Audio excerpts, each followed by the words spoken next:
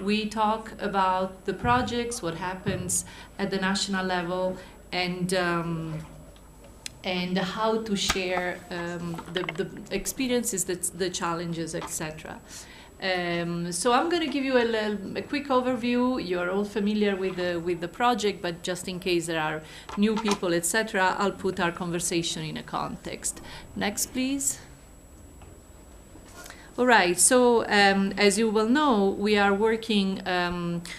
We're together assembly the 11 national projects on climate information and early warning systems together with the so-called CIRDA, Climate Information for Resilient Development and Adaptation to Climate Change. As you may remember, the origin of this project, there was a regional approach for 11 individual national projects. When these projects were submitted, these are projects that are financed under the Least Developed Countries Fund managed by the Global Environment Facility.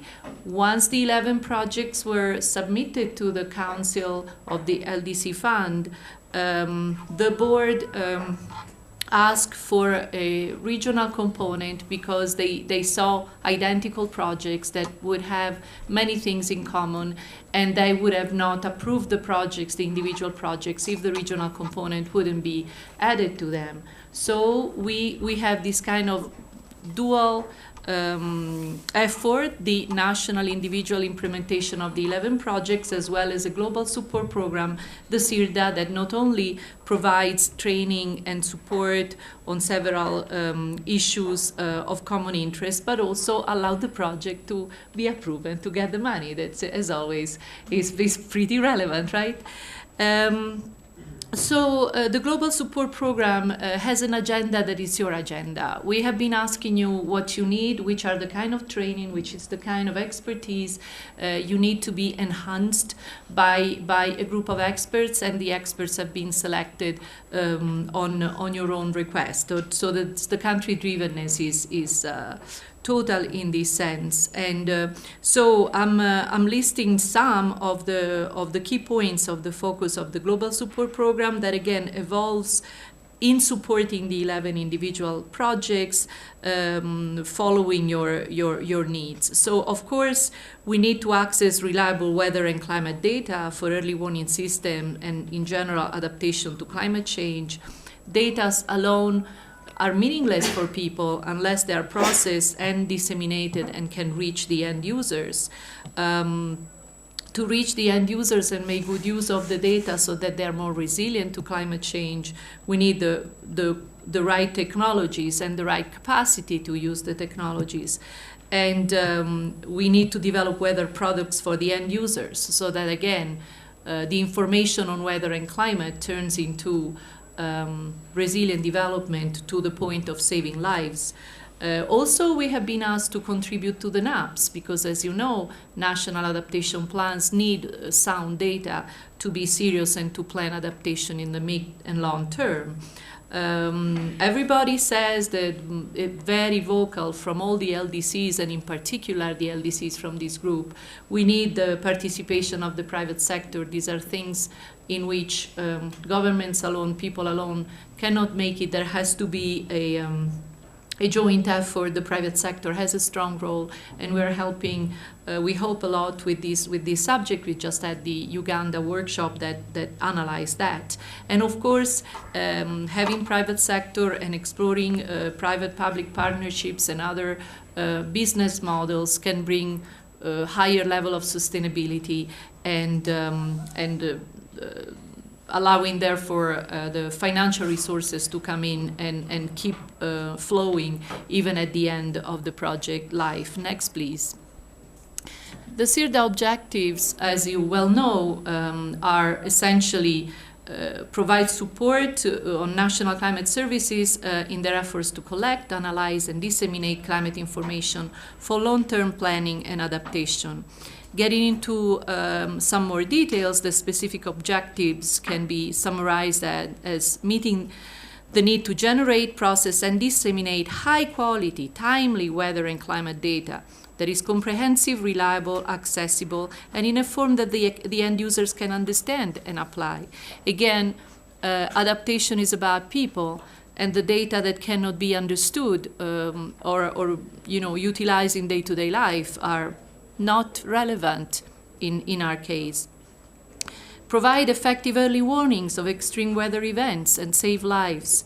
Enable vulnerable communities, farmers, and policymakers. Again, we identified these three groups of people as our main recipients, but of course there are more, to access and use climate data to make informed decisions to respond to climate change. And bring innovative, reliable, low-cost, easily maintained technologies with national coverage and cellular links to hydromet agencies. Again, what has been done so far is helpful, but not enough, and we need to see what's possible, what's affordable to achieve our goals. And engage the private sector users of weather data as partners to ensure the sustainability of improved weather observation systems. As we've seen together, there are options to get some money out of this exercise. Besides spending money, we can also collect the money. That's what we are trying to achieve. Next, please. So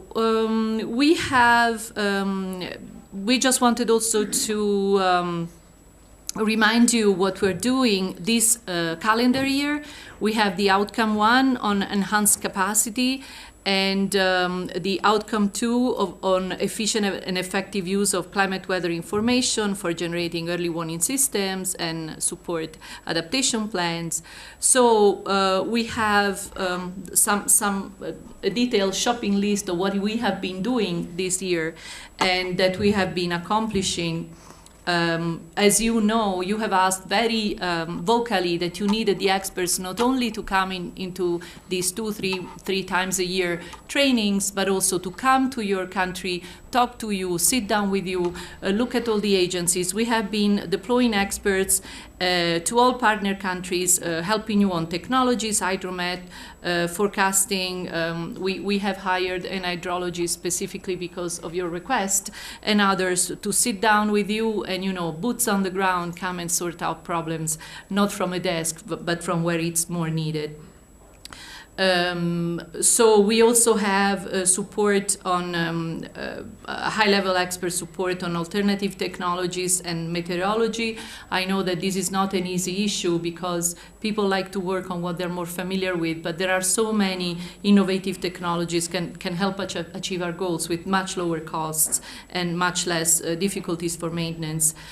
Support for developing national procurement plans. This is huge. We have with us in this workshop are procurement experts that can help you, and has worked with you extensively on how to facilitate your work on procurement, which is complex and tedious, and they are our heroes because I know they're helping you a lot and have worked many, many hours for you, and they'll keep doing it. Then there is also, we also started exploring with some level of success. We experimented the first South-South exchange, going to the Philippines and exploring a business model that was working, and a delegation from this group went there so could see on the spot what was going on.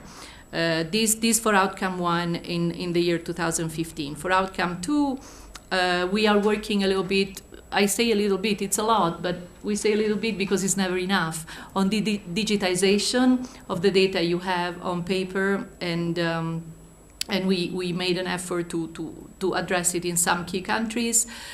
Training workshop on both the private sector opportunities and communication on and application development. As you know, the one on private sector has occurred already. The other one will be in Zambia in the fall. A market study on the marketable potential of climate weather information and its revenue-generating capacity to national hydromet services. We have Anthony Mills, who will speak today, this morning, about the market study and give you some outlines on that, and asking you to do some homework already at this meeting. And also the development of the private sector strategy and a communication strategy. We have a lot going on. Next, please, Roxana. So The ongoing work, technical assistance on national project teams, South-South cooperation, private sector engagement, linking the projects to a broader developmental conversation, meaning we are also starting a more structured communication strategy with a more structured newsletter, and also a publication on engaging the private sector. Next, please. And then the opportunities. This is a little bit what we have done as support program in the first year and a half. What else we have to do? Well, we want to remind you that besides, the obligation that we had to do this program to help you and also to satisfy the board so that we would be financed, we strongly believe that this project needs, these 11 projects needs a higher level of cooperation among countries, because the climate doesn't look at national boundaries. Really, the data exchange has to be done sometimes at basin level among neighbor countries, etc.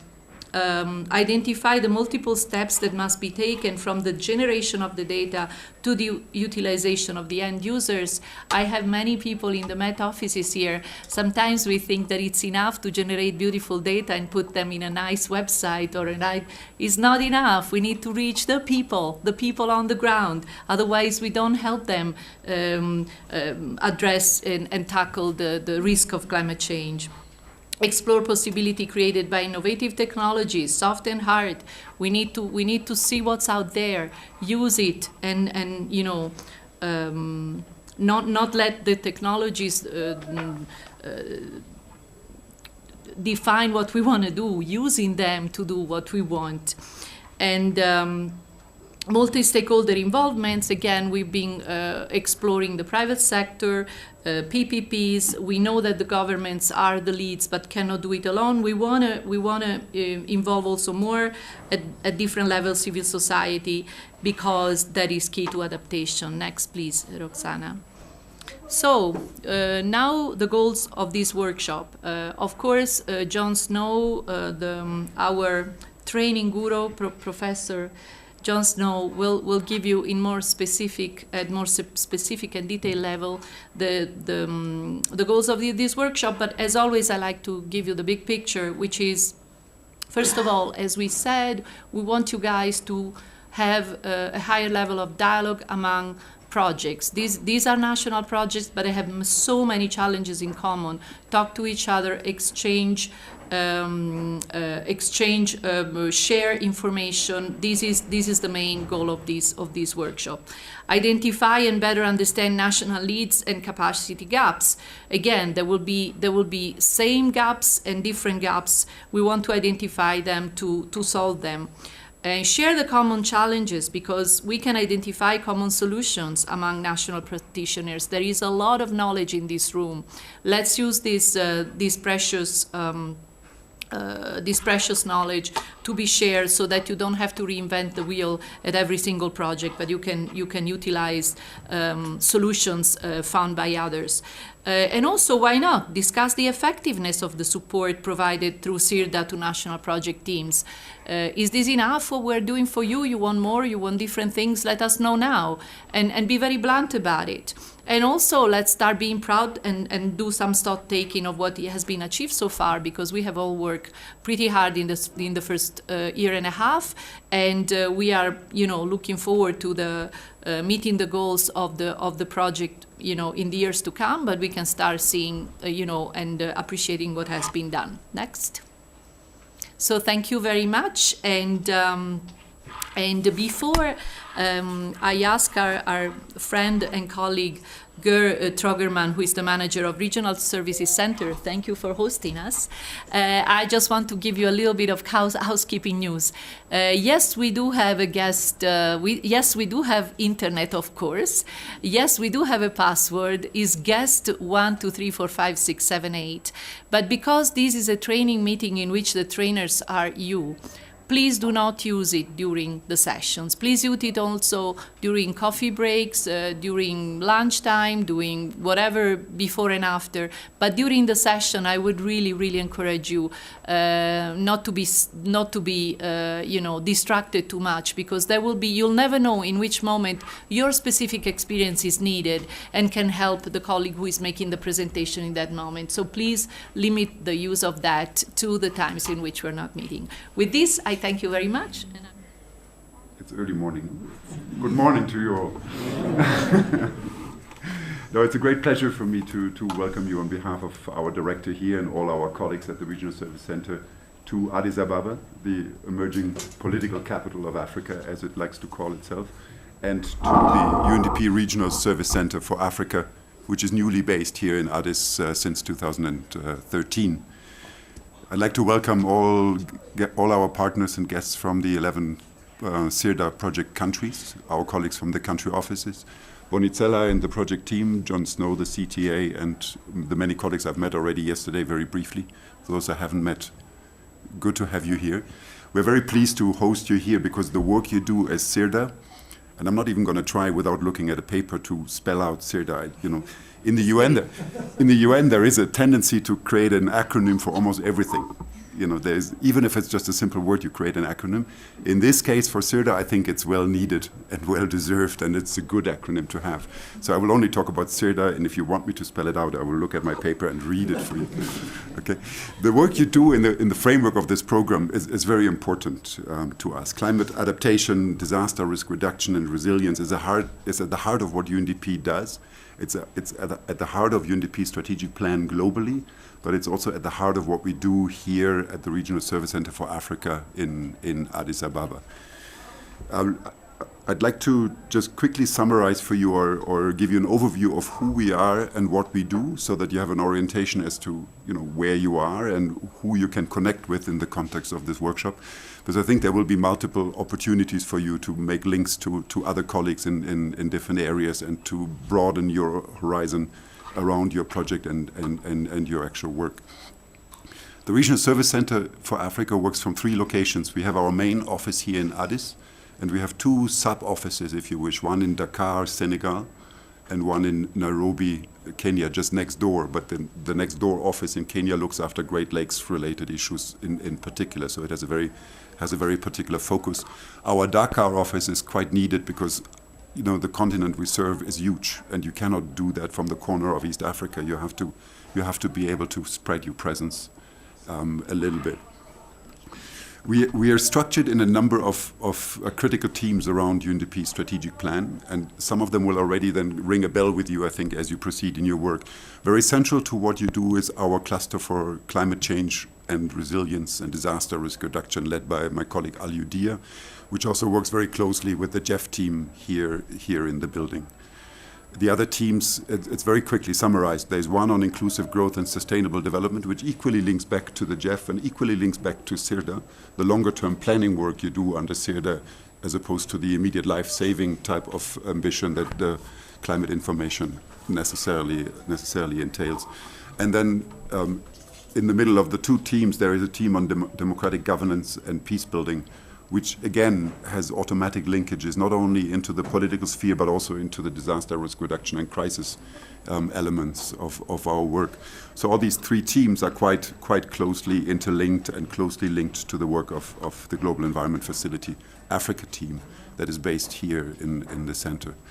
In addition to that, what we have here in-house is a country support team that links to the main function of this Regional Service Center, which is to support all 46 UNDP country offices on the continent in all their areas. It's not that there's a one team that knows it all, but it's a one interface team that links to the subject matter experts here in the center, as well as in New York, as well as in any of the other regional centers, to bring to bear UNDP's knowledge at large, but also to bring to bear the larger UN system expertise on the issues we're dealing with.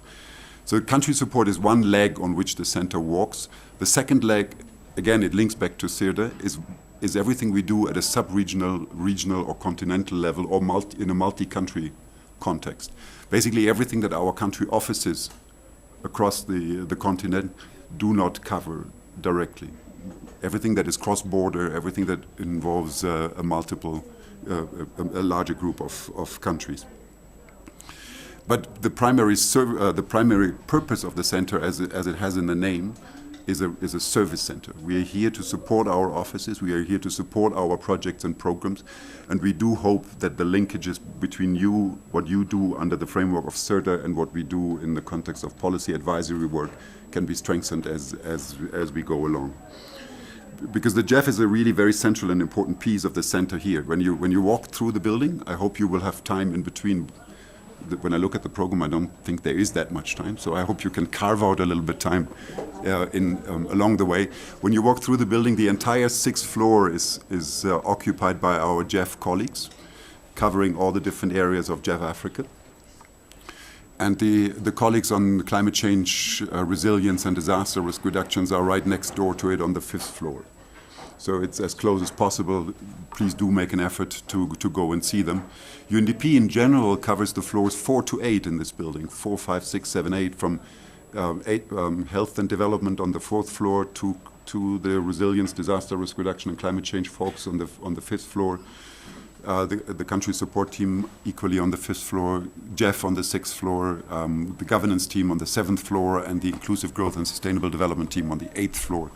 So do make an effort, walk around. People will know about you being here, and if you get lost, just ask around. People will be able to help you out, whether it's about logistics, whether it's about where to find a yellow or a blue taxi, or whether it's about very concrete climate change related topics that you may have in mind to exchange on.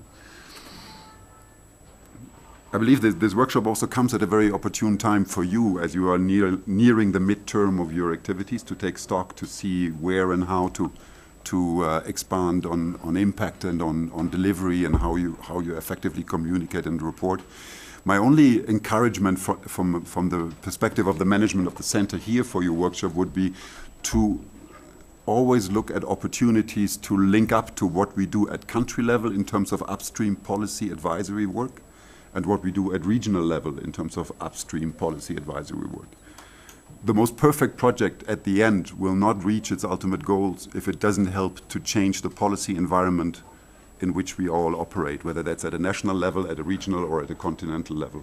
Those are tough and long ways to go to actually make those changes, but it is effective and efficient program work like you do under the context of CIRDA that gives credibility to those policy change and advisory services that we always have in mind to follow. On that note, please do mingle, please do get around, please do talk to colleagues in the center. We are glad to have you here. Feel home. I hope you come again. I know this time this is a little bit of an improvised setting in which you operate. We would have liked to have hosted you on the 9th floor, which is our main conference room.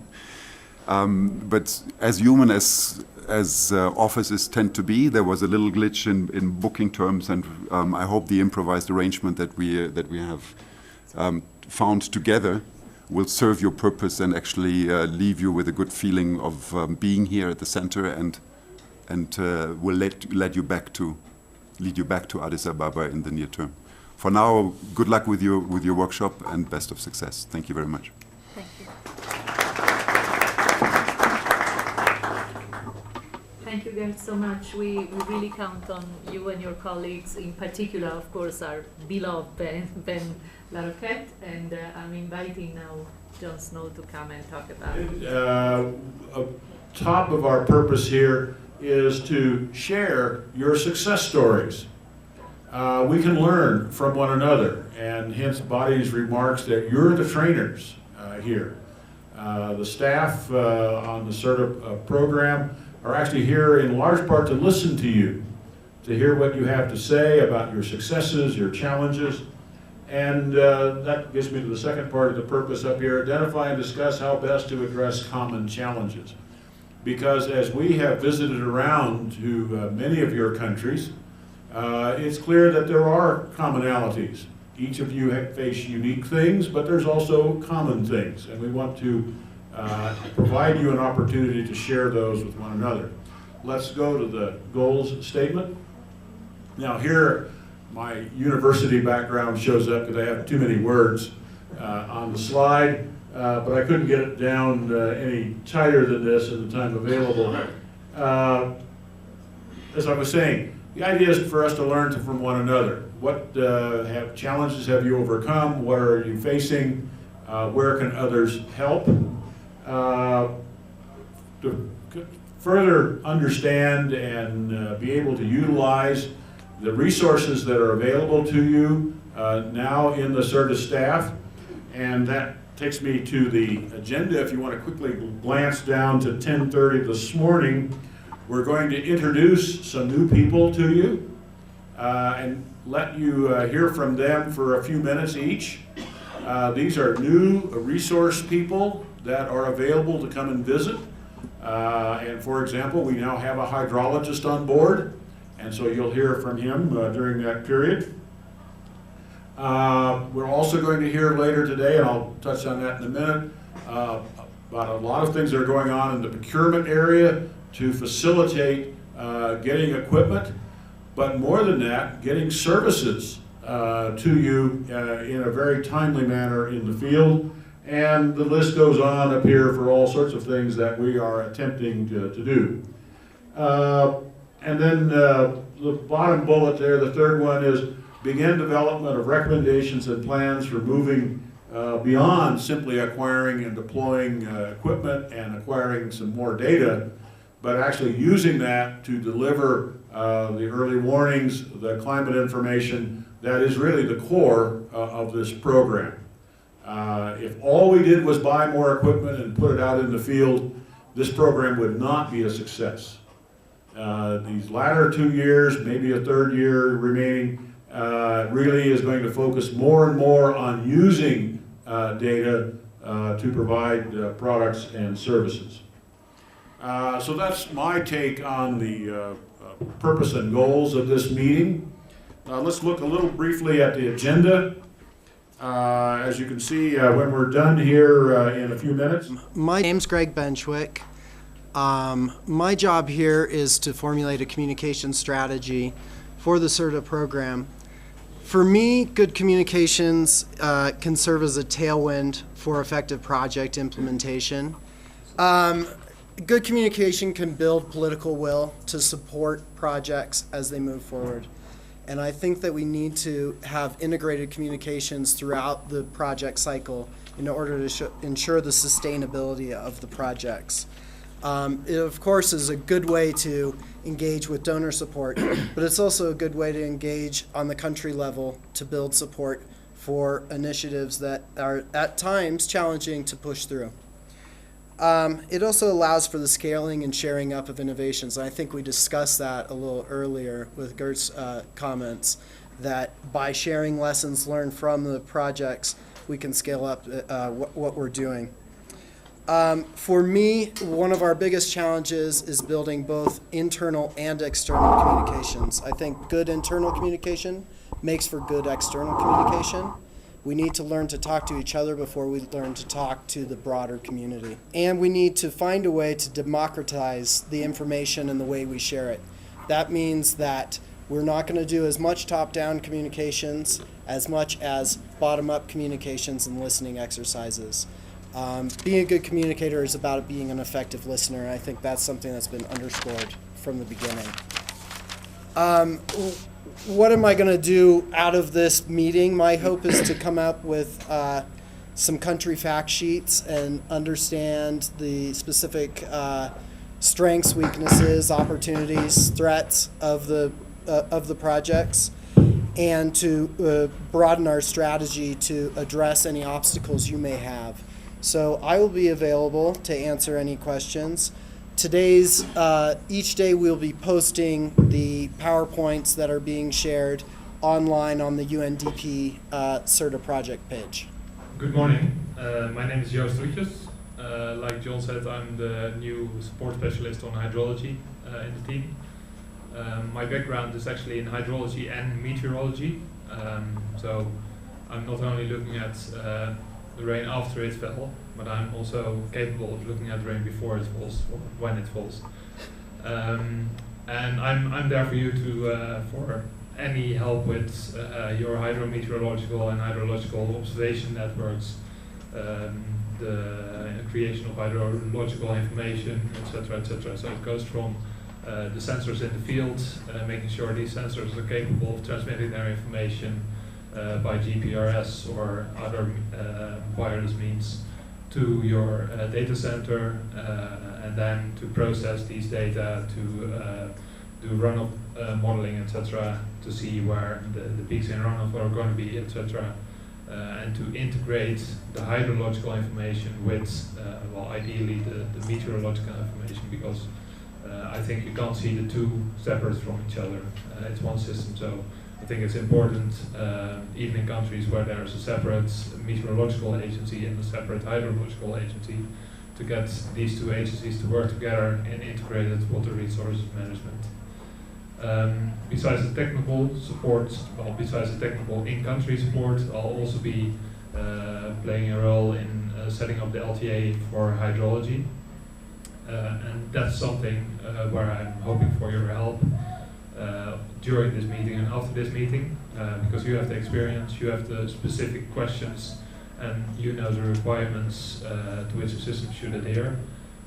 So I'm hoping to talk to you all on what specifications are needed in your country, so that I can, with the team, form it into specifications for an LTA, which hopefully will be ready for use sometime next year, as soon as possible, basically. So yeah, that's the hydrological aspect. In addition, I'll be coordinating the field visits for all of us here. So if you don't know who you should email to, if you want specific support, you can always send an email to me, and I'll make sure that the right person can go on a country mission. So yeah, ready for you, basically. Give us a call or tell us now during the meeting, the coming days, if you need support, then we can immediately set up appointments and try to plan the mission. Where are you based? I am based in Kenya, yeah. So I'm very close by to everybody, really. I'm very happy to hear that we have a communication specialist on the CIRDA team. In our work plan in Zambia, we have the task to develop a communication strategy for the country project, and we're in the process of appointing a consultancy team to do that. And I'd like to find out if you will have any input into our country strategies. Would you review them? Would you take an active role in developing them? I'm definitely happy to do so. I think one thing that we need to do is develop a common narrative, but each narrative is going to have to be specialized to the specialized country. So I think what my role will be is bringing that common narrative. So we have a common language, and we have a common story about what we're doing.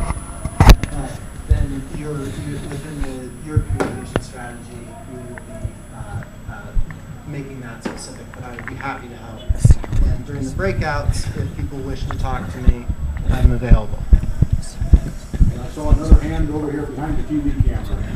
Yeah, thank you very much. I know Just because he did a consultancy for us in Uganda, and thank you for Gregory.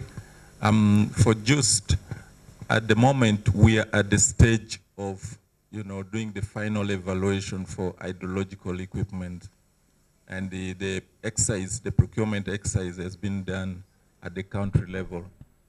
I don't know how that plays out with the long-term agreement that you're talking about, because if we are to involve in that, maybe it will delay us.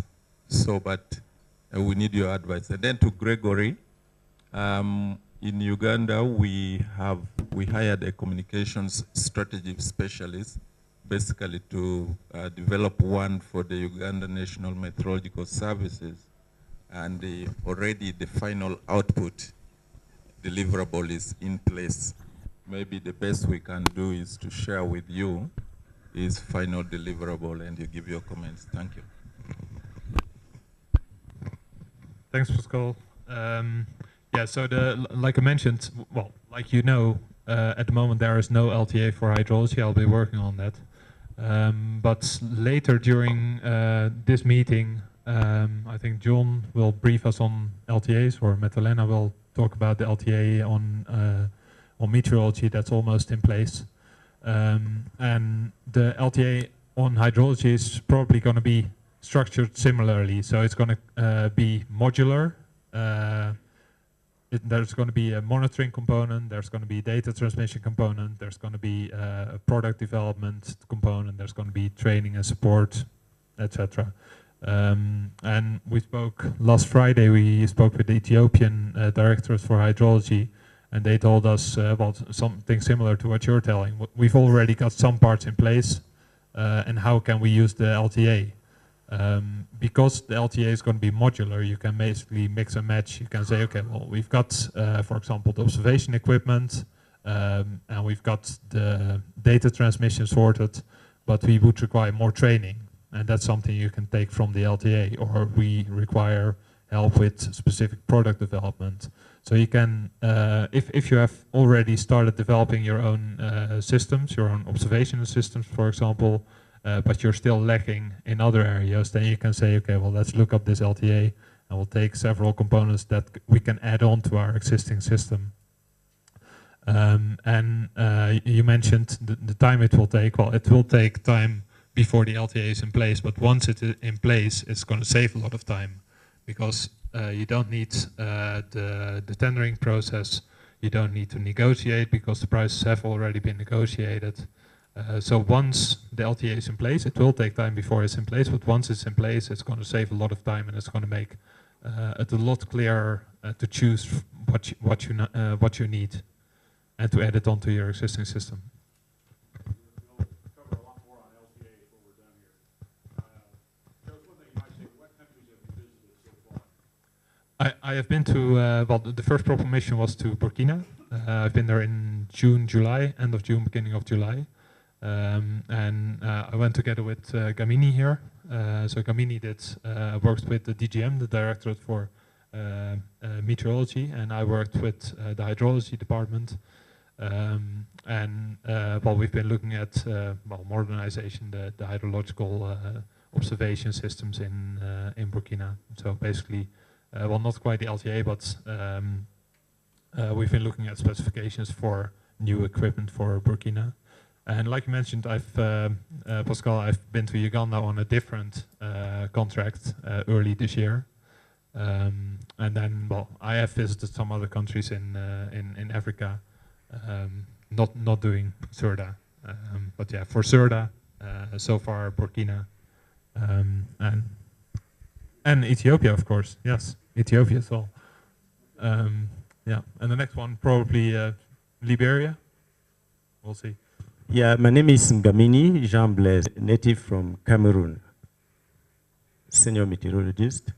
I work for ASECNA, a company dealing with air traffic navigation, security, safety in Africa and Madagascar for about 20 years.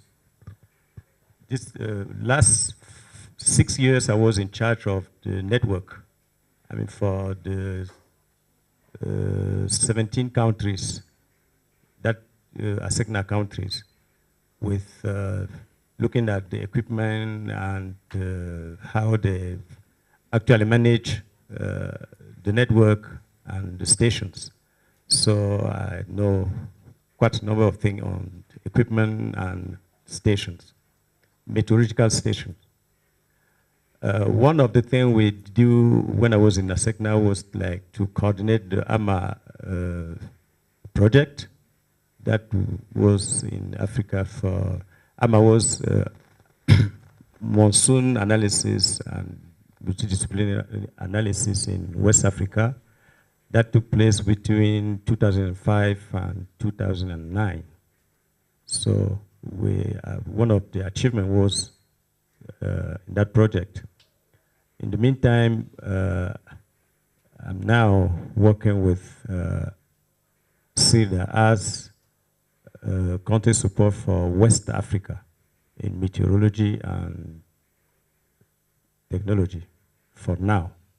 So the country I've visited up to now is for CIRDA.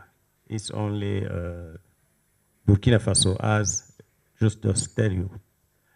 But beside that, as an ASECNA employee, I've visited too many countries in Africa. Almost 80% of countries I've visited in my job in ASECNA.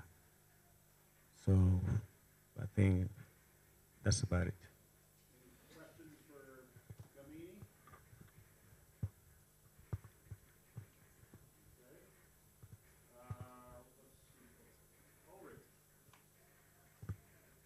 Hello, everybody. My name is Diaso Olorik Jacques. I'm coming from Burkina Faso. As for my background, I'm a meteorologist. I was working at the National Met Service since 2007. And recently, I'm also working partly for the ACMAD Center as a weather forecaster and climate monitoring expert under the MESA project. And I joined the CIRDA project as a country support specialist in meteorology and climate monitoring. Early warning system is one part of resilience, and we need to have a good database, a good network and a good forecast information to build a good early warning system. And my job in this project is to help the country partners to build a good network and good climate information for early warning system. So I'm based in Burkina currently, and I'm willing to share with all the countries the knowledge in terms of assessing climate forecasting information for a good early warning system. Thank you. Yeah, I forgot to tell you that I'm based in Dakar, Senegal. I'm Kume Asaf from Liberia. My question is for the first speaker, Gamini. Gamini. Okay, it's a pleasure having you on board, sir. Your strength seems to be in aviation, meteorology, maybe. But anyway, I'm talking about aviation meteorology. Yeah, I'm used to it. Okay. Outside the LTA, which we in Liberia are looking up to as a comprehensive package, but one of those low-hanging fruits is to support the aviation sector with upgrades and replacement of some of their rundown equipment. There, they already have some capacity to utilize those equipment, but they are run down and they need upgrading. So we will talk about it in more details, but we would like, as soon as possible, that you come over to visit and see how we can help the Liberian Aviation Authority to fast track some of these things, because it seems some procurement for them can be done, can be fast tracked. No problem. So the meteorologist within 2 different clinics. And for CIRDA, we're procuring both hydrological equipment and meteorological equipment, but then we need to complement. They have to complement each other. So I don't know how best, if it's possible to have both Just and Gabini in one clinic, and maybe have them, I don't know how soon we can have them in Freetown, because we want to go with the procurement. My name is, can you all see me? Maybe I'll stand up. Name is Georgie George. I'm based in Pretoria, South Africa. I'm country support specialist in alternative technologies for the CIRDA program. My background is actually in electrical engineering and specifically in radar engineering. So I spent the bulk of my career in between the defense sector and the South African Weather Service. So I spent a long time there where I was specifically involved in detailed capital investment projects. So that was from the user requirements right the way through to implementation, commissioning, using the information. And actually spent most of my time explaining to politicians why the equipment was not working. because we did not put enough effort into the maintenance of these kinds of technologies. And it's a very similar, from what I've experienced already on some of the country missions and some of the reports that I've read from your different countries, it's a very similar type of problem that you all have, and it mostly comes down to the leadership as well as the defending of the budgets to the national treasuries. And these are some of the experiences that I hope to bring to the table. But also I was involved in some of the research and development and the commercialization of products and services to the sector, so the public sector, mining sector, some of the aviation sector we were involved. And we tried a lot of insurance products and a lot of energy products. So there's a vast market sector that needs good quality meteorological information, which I hope to share. So my role will be assisting the countries in developing your specific goals and requirements, assisting with the procurement and the installation, and if needed to, I will go and dig the hole, route the cable, and make sure this system works for you. But like John says, it's not just about purchasing the technology, it's about making sure that it actually works for you. And some of the key goals is also to facilitate the training and development of your core staff so that you are empowered to be able to use that and maintain it and make sure that it works specifically for your country. So that's hopefully what I will be discussing, and please do use us during the country clinic so that we can develop these plans and these timelines closer together. Where are you based and what have you done so far? So I'm based in Pretoria in South Africa, so it's a 6-hour flight from here.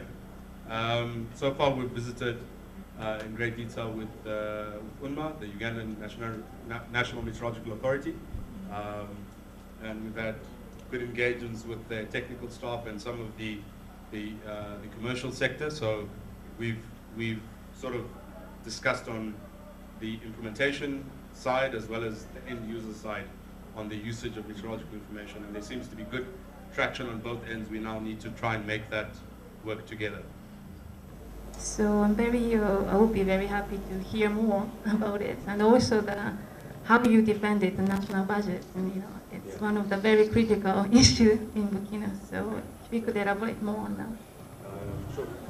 Thanks. I think there's quite a bit of detail, well, not detail, but there's some information that is probably not for now, but if we can discuss that during the country clinics, and those of you who are interested can come through. But it's specifically some of the key, just very briefly, the key issues are the provision of the staff and the resources and the training, and just also the understanding of how the insurance sector works in your country. Those are very key.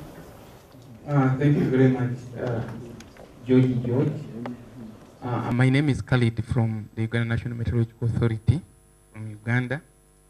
And my comment or question, I think partly goes to you and also partly goes to the CIRDA manager.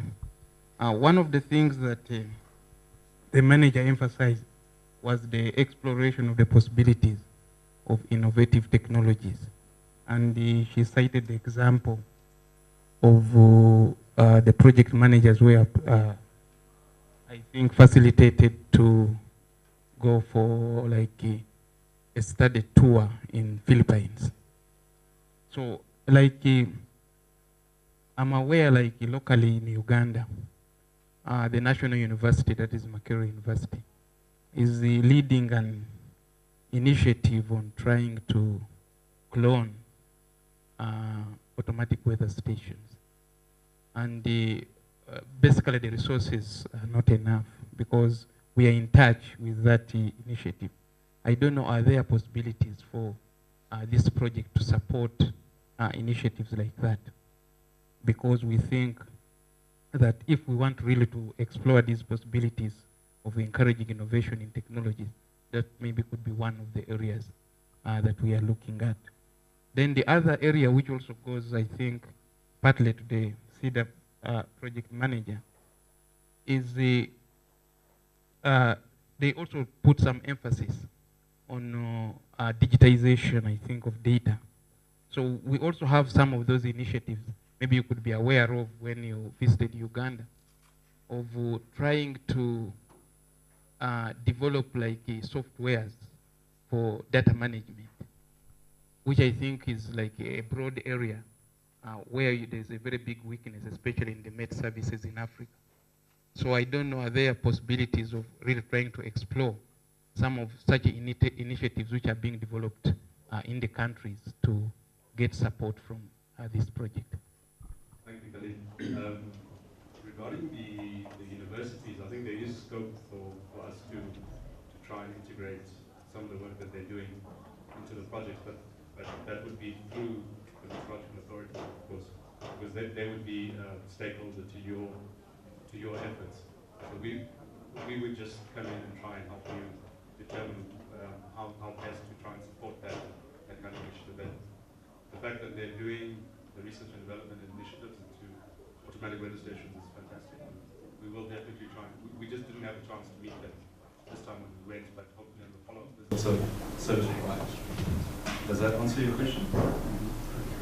I just wanted to add something on involving universities to help with achieving the project outcomes. During my mission in Burkina, we had a meeting at the project office with somebody from the University of Ouagadougou, who was very open and very keen to get involved and help where needed with issues like integrated water management, saying, okay, well, is there something where we can work together on? And well, I think that's fantastic that they can act as some sort of national knowledge base where the Met Service, for example, can approach the university, okay, well, we've got this issue, what are your thoughts on this? So it could be very valuable knowledge base. Thank you. My name is Takwana from Malawi, UNDP. I just have a comment.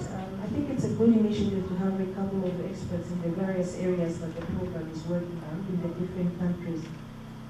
I've not seen the terms of reference, but I hope it will go beyond providing guidance on technical specifications and all the other technical jargon that goes with hydrology and meteorology. My comment, I think, is more that I hope they'll also be able to provide some sort of insight on the policy issues that are being experienced in the countries. For example, in Malawi, the way the program is designed, there's a component that's also supposed to help in having a policy that addresses the initiatives that are being promoted. For example, there's a policy on meteorology that is being developed, and I think the first time that they called the stakeholders meeting, for example, for input, half the participants could not understand the policy because it was in a jargon only meteorologists or hydrologists would understand. So I think these are some of the areas where, as a pool of experts, you could come in and try to see how this can be made in a manner that can be used and maybe provide some avenue for implementation or something. Another example is the same policy that was being reviewed. There was no linkages or anything to research institutions, for example, or even promoting the use of the information that is generated from all this equipment that is procured and installed. So those are some of the areas where I think your valuable expertise would be appreciated at policy level, not just at technical level, working with those that are implementing the project. So that's one aspect where I hope we'll also be able to provide guidance and insights for the different countries. Another end where I hope there will also be more insight provided is on the community level. I know we're talking of end users a lot, who we expect to be using the information that's generated from either NET or the water departments. But I think the gap that I've seen in the programs that we're doing, including this one, is that we are focusing a lot more on the hardware issues. Mainly because it's at the stage where hardware is still a lot of procuring and installing, but I think the earlier we start looking at how we're going to address the use of the information by the end user, the better, rather than just being in our bubble of the technical aspect of what we're addressing. So I'm not criticizing anyone, it's just an appeal that while we have these experts on board, let's have insight, guidance beyond the technical things that we're handling. Let's also have more insight on the policy, things that are emerging, because they will have an impact on what we're trying to advocate. And the same thing goes for the end users. It should go beyond maybe the private sector that we're targeting, because at the end of the day, we just want to be able to know that the community, even at the most remote area, when they get the information, they should be able to understand it and take invasive action or plan accordingly. Thank you. I think that I'm safe in saying that we would be glad to assist where we can with policy. There are some challenges with that because each country has its own policies and regulations of how they want to do business. But certainly we can help translate some of the meteorological jargon, though it's always been very clear to me, but that's not necessarily the case for folks who don't have the background. So yes, we can certainly help, and I want to point out the folks that are sitting at the table to my left are really additions. We also have myself, Alan Miller, Jeremy Usher, and of course Bonnie, who has lots of experience with policy development and implementation. So we certainly can help with that.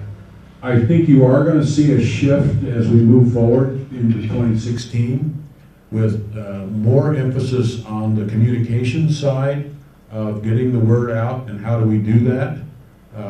Many of you face complex challenges in communication, in part because of the diversity of languages and cultures that are in each of your countries. That's the sort of thing that we would like to hear more about. And for those of you who have found successful solutions to those issues, that's exactly the sorts of things that we want to hear from you so that it can be shared and tried in other locations. In the back. Yeah. I just want to add to, welcome a lot of what she's saying about translating some of these technologies into user-friendly forms and then national ownership. But really, my comment is again to welcome the team that just been added to the dynamic team that was already there, and especially glad that there is actually specialists dedicated to West Africa, to our part of the continent, and hope that we're not too clear of their TOR also or where they'll be based, but we expect that because some of our projects started, we've already gone almost 2 years now, and we've only got 2 more years to deliver, and we really would like high-level engagement, especially on the ground, so that you get a fair amount of appreciation of where we are and where we need to be before we hands off the project to the national governments. So it's a more robust team now, and welcome the mix, and we really hope soon for a country visit so that we get some of these things into perspective. Certainly that's why we've added to the team, so we have the person power to get out into the field. And I would just say see Jost and get yourself on the list and work out mutually convenient times to do that. I saw another hand. Yeah, my name is Fedele from Tanzania. Yeah, mine is just a request. It goes to Georgie and the Jill. Yeah, actually, I'm happy to report to you that we have already installed a phase 1 hydrological equipment. And also, we are now finalizing the installation of the 16 automatic weather stations.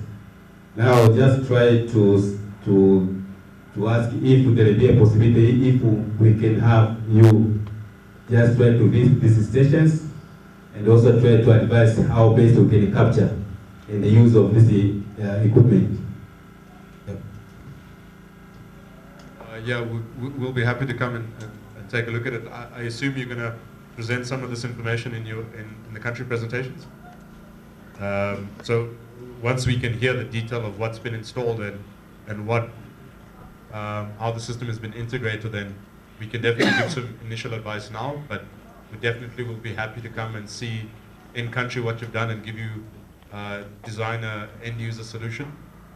Is that what you're requiring, right? How to use the data once you have it?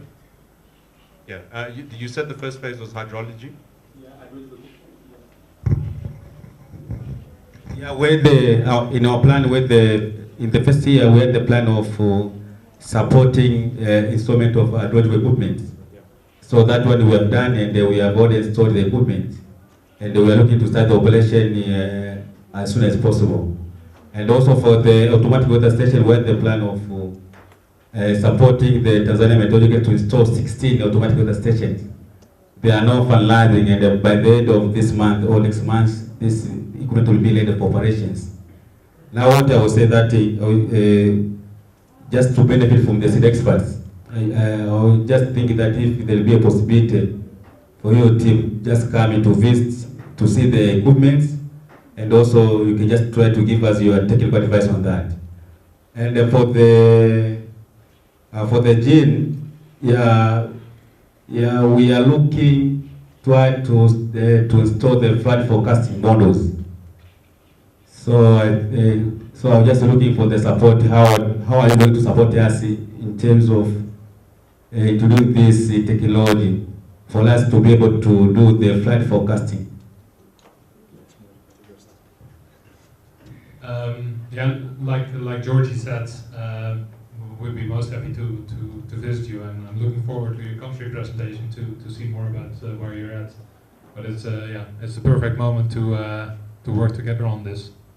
And I've actually done the past 3 years. I've been working on flood forecasting in Kenya, so I think we can work on this. We can achieve something. I just want to know the modality, how the experts can support countries be in the installation of hydrological and meteorological equipment. In Ethiopia, we have finalized most of the procurement process for hydrology and meteorology. We have procured 40 automatic weather stations, and also we have almost completed the procurement of hydrological equipment. But I wish to know how is the modality that you come to the countries and support the installation process. So when you purchase the equipment, did you purchase it with an installation plan, or is it for Ethiopia to do the installation themselves? Actually, factory level training by suppliers has been given for both hydrology and meteorology, but just for the sake of verification and support the actual installation on the ground, in what modality you'll come to countries and support? We can. Is it as a consultant, or how is the modality? We can, if it's part of the project, then yes, we can do a high-level desktop study to see what you've done, and then come on site to do a verification and validation of the installation to make sure that at least a couple of the systems are installed according to certain standards. And it also depends on the type of equipment that's been installed. But once again, we're happy to look at your needs and come and visit the sites. And like I said, if you need, I'll dig a hole and put the system in for you. My question goes to the panelists and also some of the countries that have started installation. And it's about instances where equipment, especially the meteorological equipment, will be installed on a GSM tower.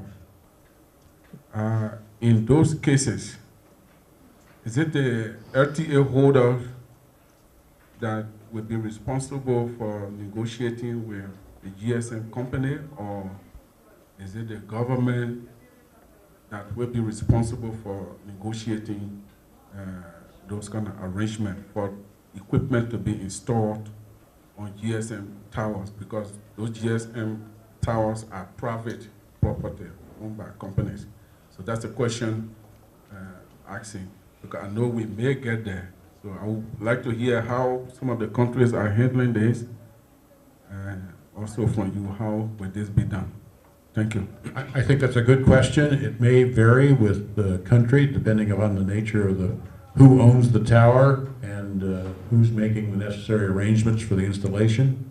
But I think that's a good question we could ask people during their presentations. I know we've been looking at different models, because in some cases the towers actually don't belong to the telephone companies, they belong to tower companies. that then in turn rent them to the telephone companies. So there's a diversity of approaches that can be taken and different people that need to be brought into the play here. But when we have the country presentations, we'll hear more, I think, on that. And did I see a hand? All right, we're getting close to the end of our hour, and we have another presentation that we're going to switch gears here in a minute to go to the market study. What I would like to do is take just a couple of minutes so that we can move the panelists off the stage, bring the next group up. My name's the only name on the presentation here. It's not really representative. I'd like to start by thanking my colleagues back in Cape Town. There's quite a big team working on this study, namely Dirk, Onno, Kim, Jess, and Olga, who's here. And Alan Miller is providing a tremendous amount of support, as are the rest of the CIRDA team. So this really is teamwork, and this presentation, you'd prefer me to stand there? Okay. So this presentation this morning is largely about spreading the teamwork into the whole room, because in order to come up with appropriate strategies for engaging the private sector, it needs context, local context. It needs specific information from your countries. Each recipe for engaging with the private sector is in each country is going to be very different. We can look at case studies from around the world and from across Africa, but when it comes to taking decisions on whether to move forward with engagement with the private sector in your countries and how to move forward, you're going to need to come up with your own recipe. So, Ben, would you like to come across? Okay. So the title of my talk is the Introduction and Overview of the CIRDA Market Study. And overview of the presentation. I'm going to give you a conceptual framework that the group has come up with in terms of trying to understand the tremendous complexity of engagement with the private sector. The devil really is in the details here, but our conceptual framework tries to simplify it. And please feel free to comment and alter on our framework. There's no right or wrong answer here, and we may need to tweak it over the next few months. Then I'll show you the proposed structure of the final report that we'll be producing over the next few months.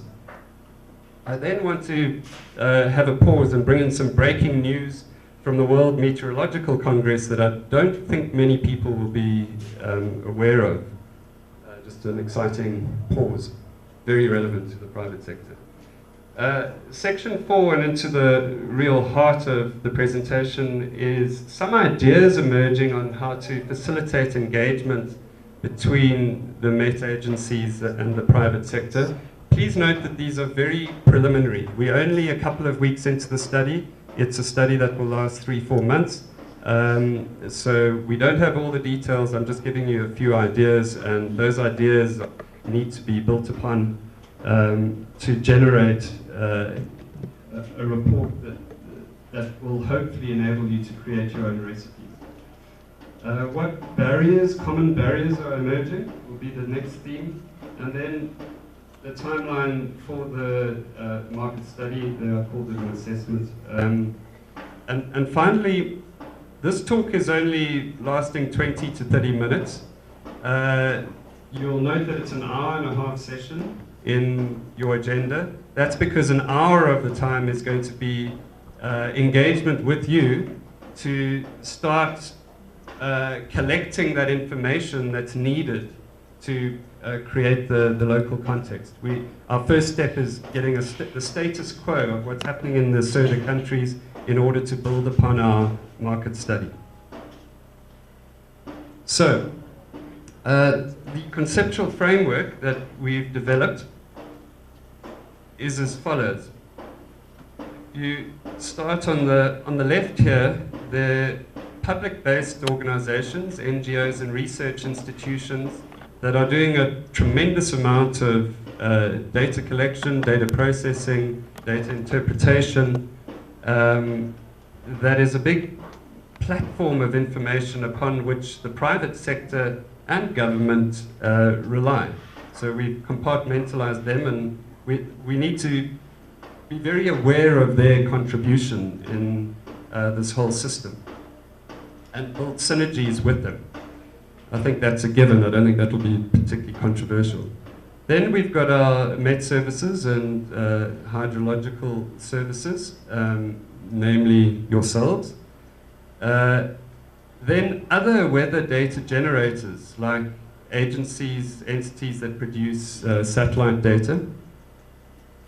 Moving more into the pure private sector arena, there are private weather companies and value adders that operate on their own essentially in the private sector, or they have the potential to. Although we note that ideally there is a relationship between these private weather companies and the Met services. Examples are Africa Weather, a company based out of South Africa, EARS, a European insurance company using satellite data. Econet is a mobile phone operator in Zimbabwe that is putting up automated weather stations on their cell phone towers and providing weather index-based insurance to the farmers of Zimbabwe on a large scale. Pilot Friend, which is a company providing weather information to pilots. Then there are the consumers and users of that information who pay for it. It may be large companies, mining companies, aviation, energy companies, and we'll get into a wide range of potential users who will pay for the information. And farmers we've put as a slightly separate entity from these private sector consumers. Here we're talking about the rural farmer, and this arrow encapsulates the challenge of the last mile. How do you get the packaged information that's often produced by a private sector entity to the farmer?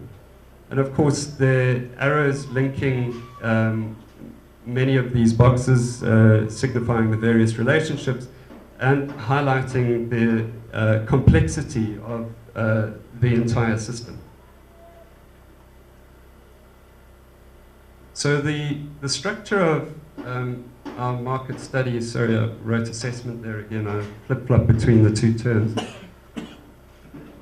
is as follows. We're proposing 9 components to the report, and the percentage figures here indicate roughly how much of the report will be occupied by these sections and how much effort will be going into generating them. We'll give a background to the study approach and present our conceptual framework, an institutional framework, all the major institutions involved in the system, discussing the public and private weather data generators, the status quo of the Met services, and quite a bit of the status quo we're hoping to generate during this workshop, both in the plenary after my talk, and then also with one-on-one meetings with each of you over the course of the next 3 days. The private sector, climate information providers, the users, private sector users of that information, the last mile, and then all the various arrows, pathways and partnerships, and describing how those partnerships and pathways can be generated if they do not exist, which leads into recommendations. So, the exciting news from the World Meteorological Congress in Geneva. I don't know how many of the internal team on my right know about this, but in June 2015, this year, at this Congress, they had agenda number 9 discussing the future role of of the private sector in meteorology. Back to these two slides, just to stimulate the start of the plenary session, because that's the official end of my presentation. I just thought I'd put these two slides up again because a logical place to perhaps start is to tell me what other boxes we could put in here. What other value is there in your country for generating information that is not on this list? Or perhaps helping me expand that list somewhat, and discussing the extent to which you think the Met agencies could be getting a cut, and what other players there are in your countries that would be sharing in the revenue stream.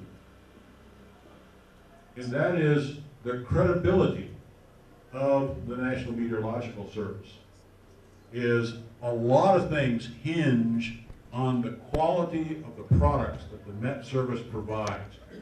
And it's not just as it's perceived by colleagues in other Met services or through the WMO or at the university, but how it's perceived by the citizenry, by government ministers, the people who have decision-making authority, either directly or indirectly, with the Met Service. If you're going to be in the private sector in trying to compete and attract business and attract money, the very first thing they want to know is the quality of the product. And so we'll talk a little bit about that tomorrow, more probably when we get to Lusaka, about verification, validation, skill measures.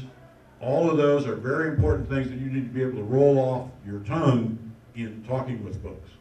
John has just made the first point that I was about to make, that we would really have to do a lot of work in raising the public's confidence in the National Met Service, for the mining companies or for the commercial farmers to actually base decisions on information received from the Met Service. There'll have to be a lot of work into raising that confidence that the public and even the private sector have in the Met Service. One thing quickly related to the last question. When we selected the experts to go to the field, one prerequisite was also speaking French. So among several of our experts, they will be coming to the field and speaking French because they were selected with this purpose in mind. Thank you. Thanks, Polly. Yes, sir. Thank you very much for this presentation on the marketing strategy. I just have I think one or two comments to make, but the first one is just to add my voice on the fact that if we really want to market, especially this weather and climate information, the accuracy issue is very, very important, because as we are communicating this information, the people who use it should make the decisions which are based on this information. There is no shortcut to that. But maybe I wish to appreciate the project in as far as its intentions, first of all, to build capacity within the Met services in terms of infrastructure, in terms of training and building capacity of the personnel and the forecasters to enhance the quality of the product. Then another key player who will definitely also be involved is the telecom companies themselves. And then within the telecom companies, we also have their own in-house marketing strategies, whereby you find that, like for the case of Uganda, from the Uganda Met services, we have different players who try to develop products for the telephone companies in form of this SMS product. We are already working with one of them called the SMS Media, who are specialists in developing content. When they develop this content, they negotiate with the companies. Like for instance, if I can just imagine that one SMS that they send out about just weather information, what the temperatures will be in a particular area, what the weather is likely to be in a particular area.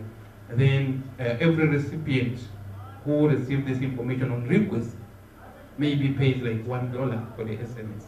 Then from that $1, there is a percentage for the telecom company, for the media consultant, and also for the med service. So that is one of the areas how the med service can generate revenue out of it. Then the other area is also that we cannot delink the marketing from the communication strategy. Because one of the weaknesses of the med services, especially in the developing world, has always been the poor communication of the message. So we say that, we think that as this project is also looking at improving the communication strategy, how do we get the message to the community? Because sometimes people don't trust the weather information, not because it is bad, but just because they are not getting it. So I think making an effort that this message reaches the target population, I think is also very important. The target community, I think is also very important. Maybe with the time, they will understand the value of this information and go on.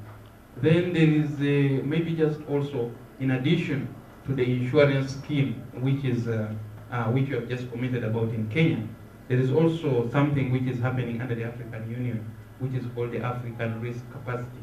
So it is like a specialized institution of the African Union, which is mainly dealing with states. They insure the drought risks, especially in terms of the state, that if there is a drought in a particular region, then the insurance company can compensate the farmers in that particular region. So maybe that is also another area that we can look at a fairly larger scale than just looking at the individual farmers, because that one deals with states directly. I thought that I should make this comment. Yeah, thank you, Khalid. So a couple of comments to add to things Anthony has already said, and then also to note just to respond to a couple of the comments, especially from Khalid in Uganda. So there are several reasons for doing this market study now, which, as some of you may appropriately feel, seems a bit early, I think Teresa said, given where you are in capacity building, in procurements, etc. And I think the simple answer is that we see this as a process that will require some time. So we're approaching halfway through the 4 years of the project, and this in a way looks ahead to outcomes which we realize, and John Snow emphasized this as well, hinge on the enhancement of the technical capacity of your services. But we also feel if we didn't start now, and we didn't begin to put this out there and to solicit your interest and establish the baseline information in the study, that it would be too late. So if we were to wait another year and say, okay, now we're in a better place, there really wouldn't be adequate time to try to go through this exploration and conversation. So that's the first point. The second point is to very much agree with Khalid that the discussion with the cell phone companies, we feel, is a very central player in this conversation.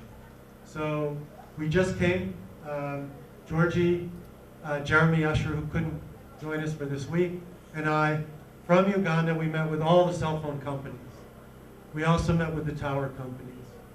And it was very evident to us that the cell phone companies have a very specific role, which is selling products over their cell phone that enhance consumer interest in the value of cell phones. And weather services are one of the most appealing basic sources of information. Those of you at the Kampala workshop will remember we had that very interesting presentation from David McAfee about the 3-to-1 model of HNI and how that was, even as a free service, was creating value added for cell phone companies because of the value that users attach to weather information, even some of the poorest users. So the cell phone companies are very much interested, but as Khalid said, They are not the content providers. And this, again, anticipates some of what we will talk about for the Zambia workshop and beyond, which is beginning to involve the so-called value-added service providers. This was the term that the jargon, to add one more piece of jargon, that we were hearing from the phone companies. They would say, oh, that's not us. That is the value-added service provider. And there are, as I think you will confirm, Khalid, in Uganda, for example, we were told there are many potential creators of these value-added services. So we're starting to think, and Georgie also, from his experience in South Africa, has begun to think about how can we engage with that yet another part of the value chain that Anthony presented. So we have one interesting example that Uganda provides. We think, frankly, there could be many more. But you need the technical quality data. No data, no product. No product, no marketing, no revenue. So everything hinges, as Chibese, your comment is very well taken.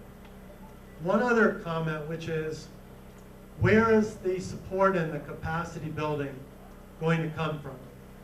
And frankly, we agree completely that this will require, in most of your countries, from what we understand, adding skills and capacity that doesn't currently exist. That being able probably to answer all those questions, all those 25 questions in English or French or Portuguese, is probably going to be very, I told Anthony, I thought this was pretty ambitious, that it would be very difficult probably to answer a lot of those today, but it was, we wanted to put those out there, we want to know where you are.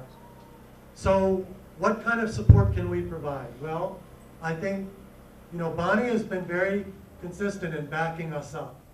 When you ask, you wanted hydrology, we're adding hydrology.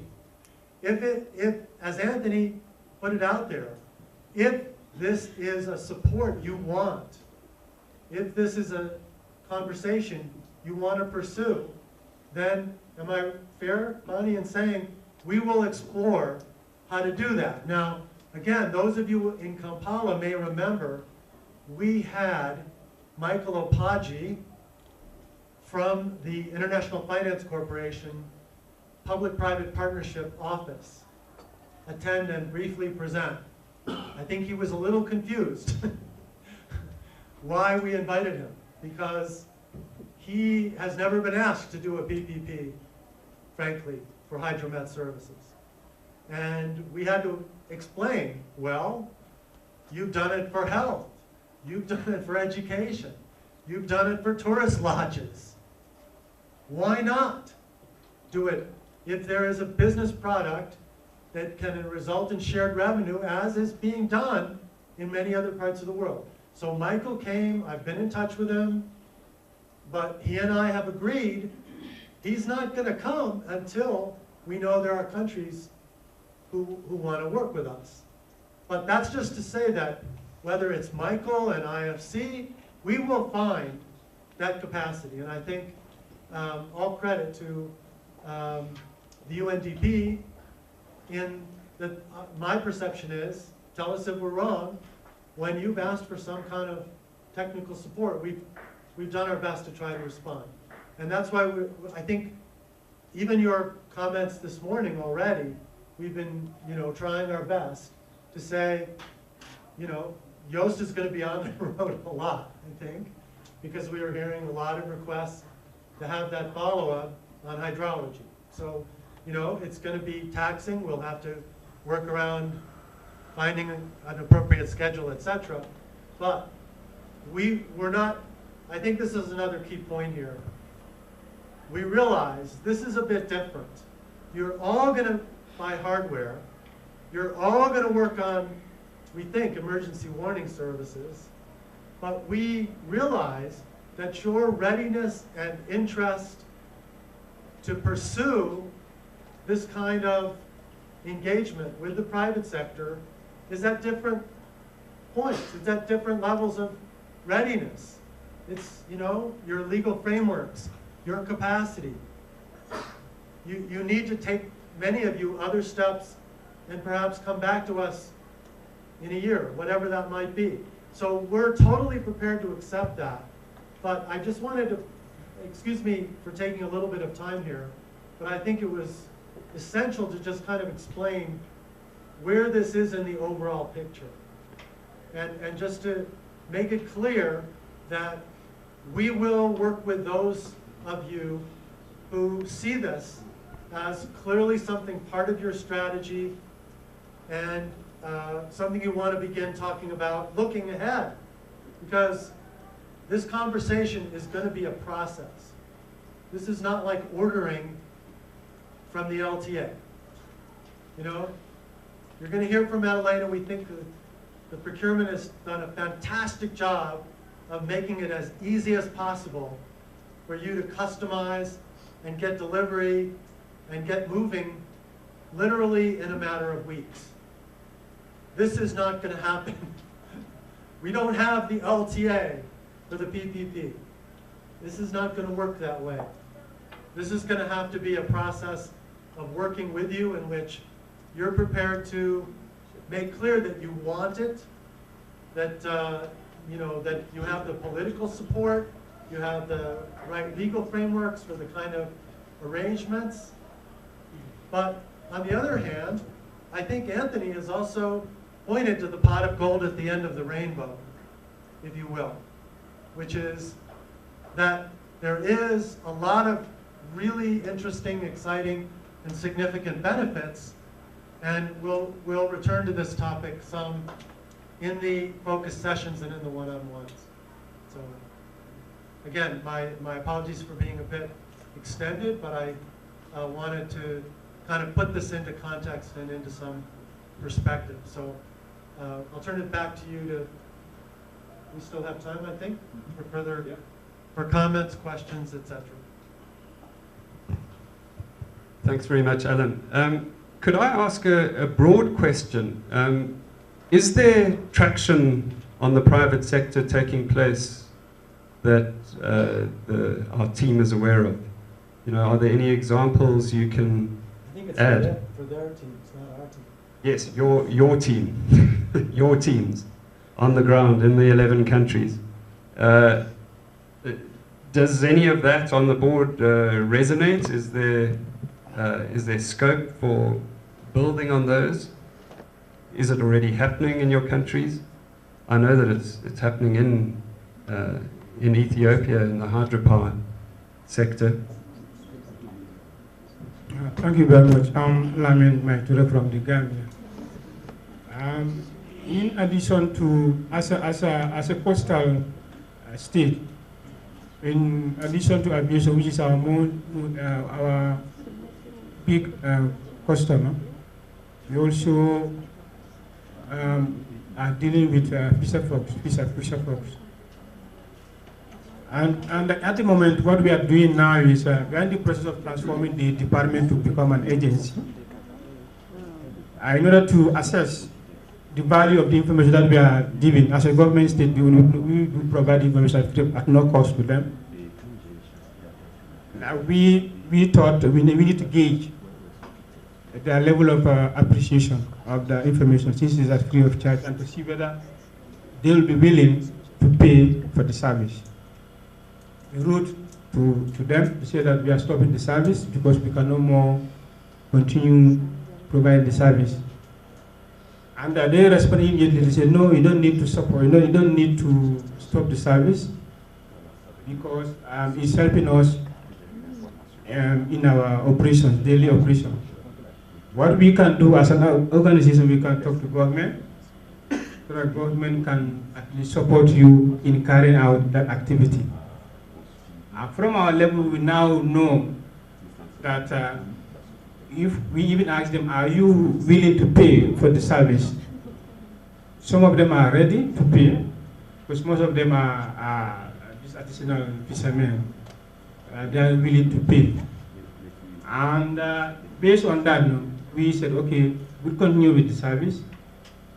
as a government agency, but if you become an semi-autonomous body where we have to generate our own revenue, then we have to come back to you so that let's be able to agree on the mode of payment, what to pay.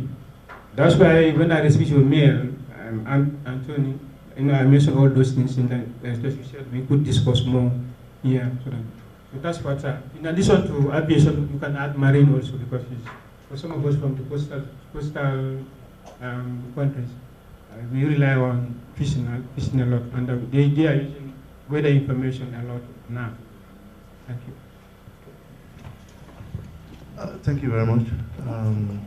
During the presentation, the questionnaire that you projected, Liberia will probably be one of the countries that will not have answers to the questions as yet, but that does not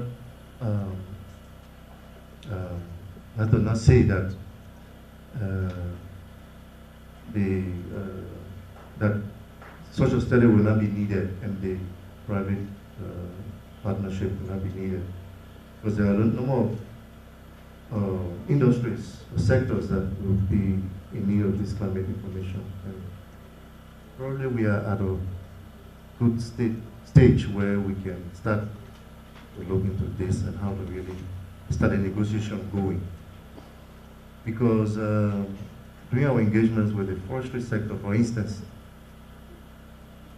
as practice over the years, because of this lack of climate information, they don't operate in the rainy seasons. Because they complain of when they see, because in the absence of information, they just go by what they see. If the day is bright, they deploy the equipment, and then they will start operations, and then the following day it starts to rain, and maybe they take back the equipment, and the rain stops again. So in the face of climate change, what we see happening now, I think there's potential for working in the, revenue is being lost because they're not working in the rainy season at all, whereas we can go 2 weeks without rain. Same with agriculture and all the other sectors. Maritime, I'm aware that the maritime sector has brought in equipment, meteorological equipment, but the same lack of capacity, the equipment are there sitting down, they can't use them. What I'm saying is that some of these sectors are jumping ahead of the Met Service to try to do things on their own. So I agree with my colleague earlier that maritime should be added there to the case of Nigeria as the second largest registry in the world in the maritime. Fishery sector, the same thing. We're in one workshop, one of these CIRDA workshops, and in Malawi also, we're talking about deaths of fishermen on the rivers. That resonates with us. For us, it's not even the rivers, it's the high sea. Fishermen go out there with no warnings, nothing to expect, and then they are hit by high turbulence and all of that, and they die. And being an informal sector, these things don't get reported. So aviation, the same thing. We just signed an MOU. I will bring that out in our presentation. In which we're seeking this probably 2 years of cooperation, in which they might not be paying because we be renovating and using their equipment, but then thereafter, it could be, be another sector that will bring in funding for sustainability. So agriculture, maritime, fisheries, aviation, these sectors are potential people we start talking with now. So like Alan said, I think maybe in a few months' time we can do something permanent, maybe arrange a visit to Liberia and start talking with these sectors, because I think they will look at a solution. Maritime, for one thing, I know they want to do something, but just don't know how. I don't know what stage they are now. And I think they, in that way, they're like taking on some of the functions of the Met Service, and that would be potential loss of revenue for the Met Service going forward. Thank you very much for those suggestions. We're certainly adding a layer of richness to my generic slide here, so thanks very much. It's good to know that there are real-world problems in our CIRDA countries where you see potential. So I just have a question for both of you who just commented on maritime, etc., and other sectors. Do you think the political and regulatory frameworks, environments in your countries are conducive to these public-private partnerships? You know, it seems like you're implying that it is favorable, given your idea of meeting in a couple of months' time. But I just wanted to confirm that there are no regulatory or political obstacles that we're going to encounter that you're aware of.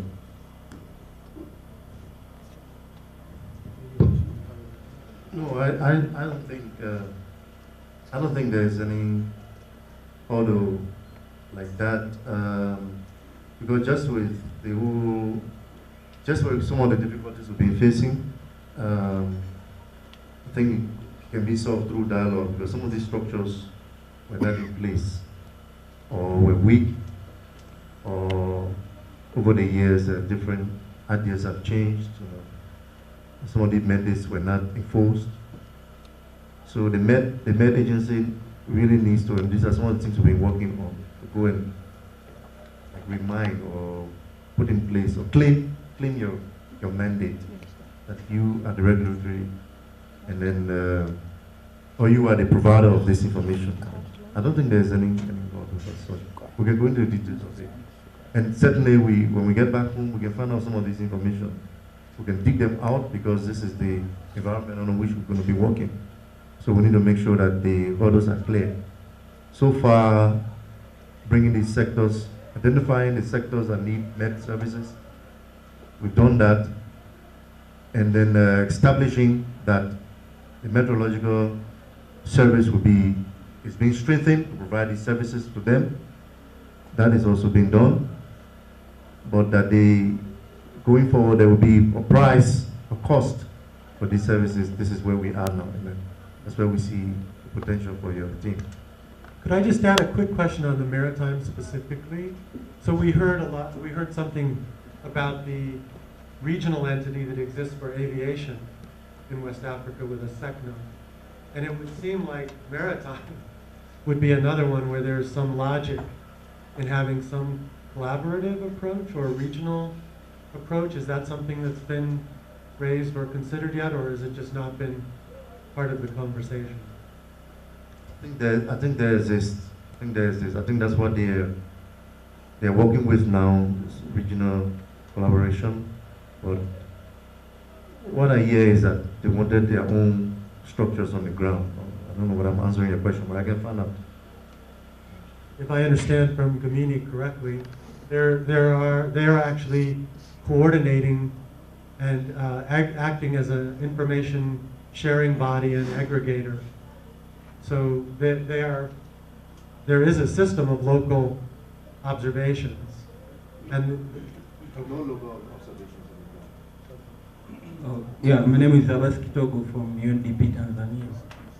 Just want to know if you are also planning to visit the countries for data collection, because when I see the timing, I think it's very short, and the availability of data might be a challenge, especially for us who are working on the project.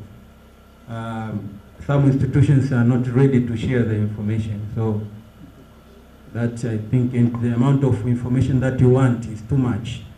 So I don't know what strategy do you have looking at the timeline. I think you should have a strategy maybe to visit and try to see how data can be collected, because for us I think it would be a big challenge. You might be able to get some information, but I think it would be difficult to get some of the information which are considered as government information and not to be shared with external institutions. I was also thinking about the duration of the study, because one of the activities of the project in Sierra Leone is to develop a financial sustainability plan for the Met service. So there should be a complementary between the survey and the financial sustainability plan. So I don't know how best you can complement that one. And for us also, we're looking at the financial sustainability, not just hydro, but also wind, because the coastal communities that are living within and might need to use wind energy. So we're trying to see how best we can explore all of these, and also capacity, because if you're dealing about financial sustainability, you want to think about capacity of the staff to provide the services. So I don't know how best you can complement. Thank you for those questions, and yes, well noted. It's a great challenge to do a study that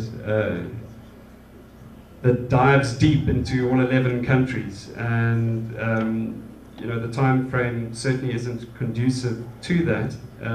We are solving that in the following way. Bonnie, correct me if I'm wrong, but this market study over the next few months is more a broad approach, looking across the 11 countries as best we can, looking for the bright lights in terms of examples and what is possible in the private sector, putting forward ideas as to avenues that the different countries could explore. But we won't be, and we'll do as many deep dives as possible. You know, there may be countries where a lot of this information is available either through Skype discussions or on the laptops here in this room. And so we'll seize those opportunities, we'll be opportunistic. But absolutely a large majority of the countries, it won't be a deep dive.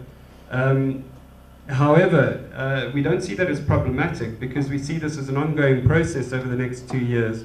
And it's assessing the level of interest in each country and the potential opportunities in each country. And if there is great interest, then the support will follow. And you know, ideally what you need is actually a market assessment in each country. We're doing the continental approach right now, and so clearly we'll be missing out on the detail that would come from such a country study. And you know, it's an ongoing iterative process. If it emerges that a country really wants to explore this, then I think resources will be directed towards it, as Alan and Bonnie have mentioned. And yes, this is a platform for developing strategies, financing strategies, and the private sector strategy for the countries that want that. I trust that answers your questions. Do you want to add something, Alan? We also just felt that this study could be an input. So there's a real sequencing issue, as your comment reflects, which is we could have said, and then we'll have much better knowledge of where the different programs and plans are, in which case we'd have been too late. So my hope would be that Anthony and his team will be able to generate enough knowledge and learning, because they're also doing literature search, they're looking at what's out there, what different businesses internationally have expressed in aviation, in maritime, in forestry, in tourism, etc., that can be an input. So we realize this is not an end. This is what's the term? The end of the beginning. So we hope this will be the end of the beginning, and that it will feed into the more detailed processes and put us in a place where we can then decide in a more country-specific way in which countries and which sectors. In some it may be maritime, in others it may be, in Uganda I know it won't be maritime, but it will be other sectors. So that's the kind of conversation that we envision. Yeah, so I'd like to add one small thing. So following up on what Alan said, it is basically like a starting point. It's also, see the term status quo. So the study that we're doing and the questions that we will ask you also serve as kind of a baseline study. So there are some quantitative questions, so not all the 25 questions will take a lot of time. So also to quantify, okay, so where are you now at the beginning of the study? And then in 2 years' time, if you dive a bit deeper into your countries, we can go over these questions again, and we can actually measure some progress, like how you're doing. So that's also one of the purposes of the questionnaire.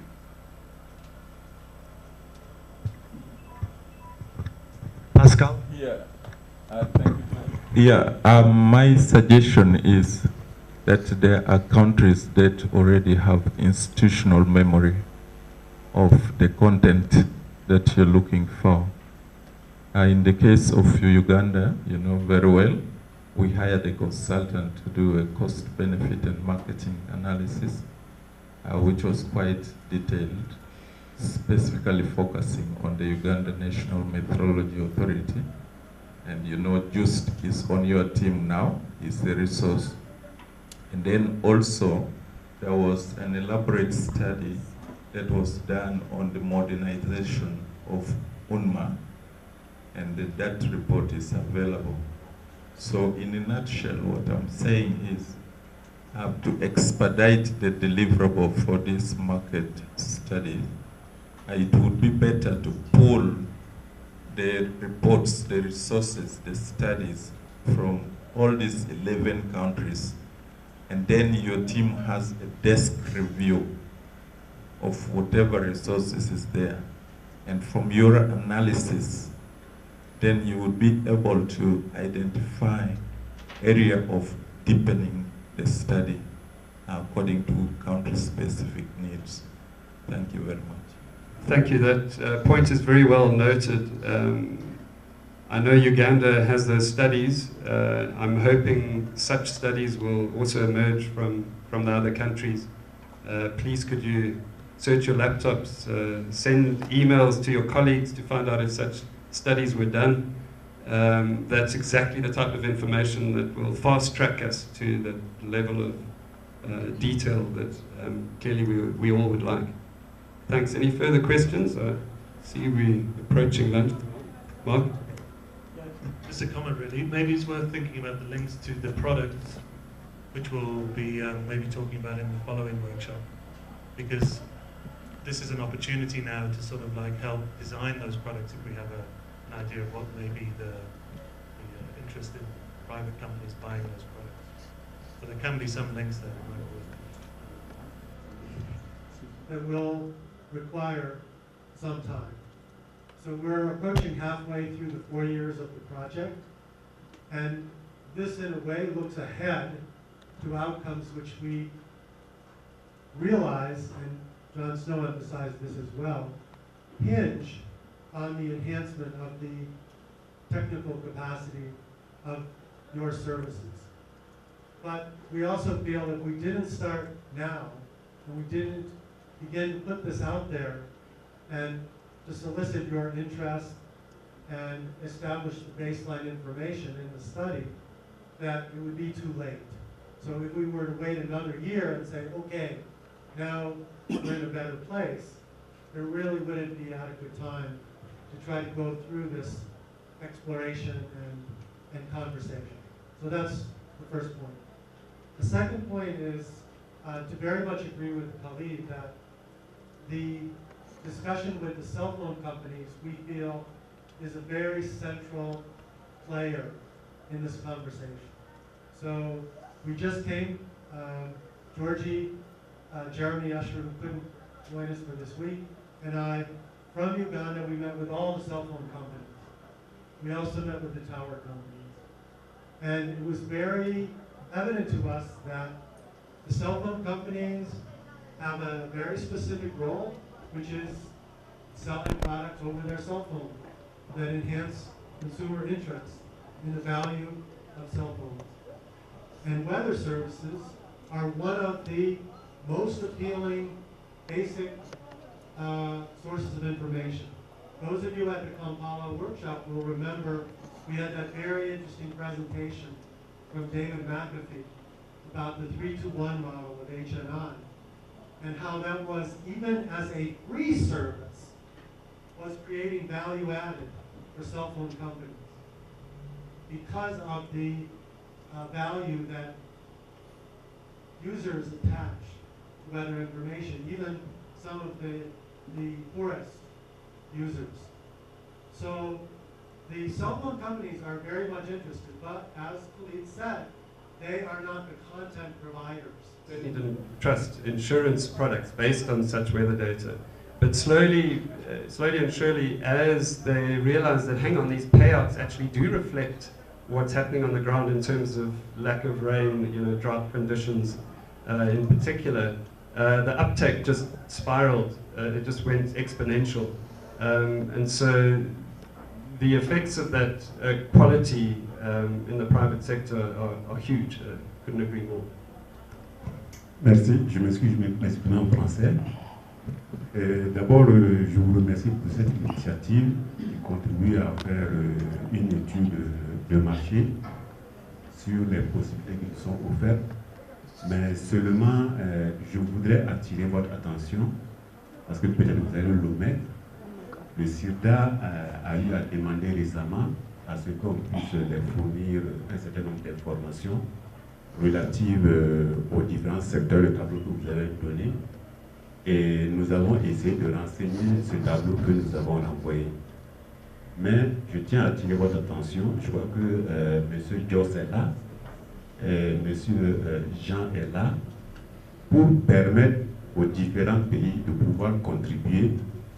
Il serait intéressant que ce questionnaire que vous avez prévu là, que dès à présent, vous songiez à le préparer en français. Parce que Joss, quand ils sont venus, je crois que c'est devant lui-même, quand on a appelé pour avoir un rendez-vous, on lui a dit que ce n'est pas la peine de venir avec des présentations en anglais. Et je crois qu'ils ont passé toute la nuit à faire leur traduction. Je crois qu'il est là, Jean aussi est là. Il serait intéressant dès à présent, si vous voulez que les différents partenaires là puissent contribuer objectivement, qu'on puisse disponibiliser les questionnaires dans une langue qui leur est accessible. Moi, j'entends l'anglais correctement, mais je ne le parle pas, parce que je ne suis pas habitué à m'exprimer en anglais. Donc, pour les questionnaires que vous avez envoyés aux différentes structures, si vous souhaitez vraiment qu'ils répondent et qu'ils contribuent, il serait intéressant que ce soit dans une langue qui leur est accessible. C'était une suggestion essentiellement. Sinon, vous allez le mettre. Just for everybody's, I'm just translating, he was saying that this questionnaire needs to be translated into English for the Francophone countries. Sinon, si vous ne payez pas cette disposition, vous pouvez dire que les gens ne sont pas intéressés, mais ils sont intéressés. Mais c'est parce que le langage dans lequel vous communiquez avec eux, ce n'est pas accessible. To which you think the Met agencies could be getting a cut, and what other players there are in your countries that would be sharing in the revenue stream. So I'll officially end the presentation here and give you perhaps a minute or two for contemplation, and then we can start a plenary session. Are there any questions before we move into that intense working session? In a very compact form here. But I think one of the things you kind of moved past fairly quickly that's really vital to the National Hydrometeorological Services for this sort of effort where you're trying to relate to the private sector, but also to relate to your citizenry, others in your government who you may have to go to appeal for funds, and that is the credibility of the National Meteorological Service. Is a lot of things hinge on the quality of the products that the Met Service provides. And it's not just as it's perceived by colleagues in other Met services or through the WMO or at the university, but how it's perceived by the citizenry, by government ministers, the people who have decision-making authority, either directly or indirectly, with the Met Service. If you're going to be in the private sector and trying to compete and attract business and attract money, the very first thing they want to know is the quality of the product. And so we'll talk a little bit about that tomorrow, more probably when we get to Lusaka, about verification, validation, skill measures. All of those are very important things that you need to be able to roll off your tongue in talking with folks. Thank you, John. Better. I think John has just made the first point that I was about to make, that we would really have to do a lot of work in raising the public's confidence in the National Med Service for the mining companies or for the commercial farmers to actually base decisions on information received from the Med Service. There'll have to be a lot of work into raising that confidence that the public and even the private sector have in the Med Service.